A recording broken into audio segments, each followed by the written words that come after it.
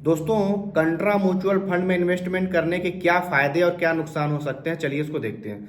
दोस्तों, कंट्रा mutual fund वो होते हैं, यानी कंट्रा म्यूचुअल फंड का फंड मैनेजर अपना पैसा ऐसे शेयरों में यानी ऐसे स्टॉक्स में लगाता है जो पहले से ही बहुत ज़्यादा कमजोर प्रदर्शन कर रहे होते हैं। यानी शुरुआत में तो अच्छे थे लेकिन किसी न किसी कारण से वो गिरे हुए हैं। तो दोस्तों, ऐसे फंड में आपका जो फंड मैनेजर ऐसे स्टॉक्स में आपके फंड का पैसा लगाता है। तो दोस्तों, इससे क्या होता है, जब ये कंपनियां रिकवर करती, मान लीजिए कोई कोई कंपनी 50% गिरी है, ठीक है, वो गिरी तो 50% है लेकिन उठती 100%। कैसे 100% उठती है? मान लीजिए किसी कंपनी का शेयर 100 रुपया था, 50% गिरा तो 50 रुपये हो गया, लेकिन आपने 50 रुपये जब जब था तब खरीदा और दोबारा 100 रुपये पे गया, तो जिसने 100 रुपये में लगाया था उसका तो फिर से 100 रुपये हो गया, उसको कोई रिटर्न नहीं मिला। लेकिन जिसने 50 में खरीदा उसका पैसा दूना हो गया। तो दोस्तों, कंट्रा फंड में फंड मैनेजर ऐसे ही कमजोर कंपनियों को लगाता है, यानी जिससे लो बाई हो सके। अब देखिए इसका क्या फायदा हो सकता है। कंट्रा फंड का फंड मैनेजर ये पूरी कोशिश करता है कि बाई लो पे किया जाए और सेल हाई पे किया जाए, यानी कि ज़्यादा अच्छा रिटर्न मिले। दोस्तों, लॉन्ग टर्म ग्रोथ के लिए ये सही हो सकता है।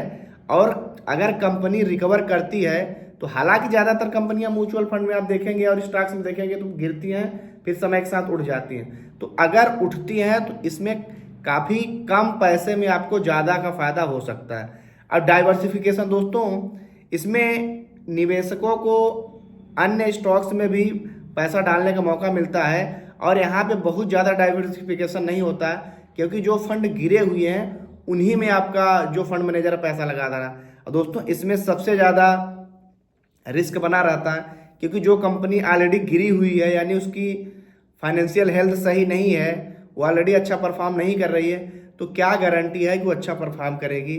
लेकिन बहुत सारी कंपनियां ऐसी होती हैं जो गिरने के बावजूद दोबारा उठती हैं और लगातार हाई और हाई बनाती चली जाती हैं। अब देखिए दोस्तों, इसमें अब आप कंट्रा फंड का लाभ कैसे ले सकते हैं।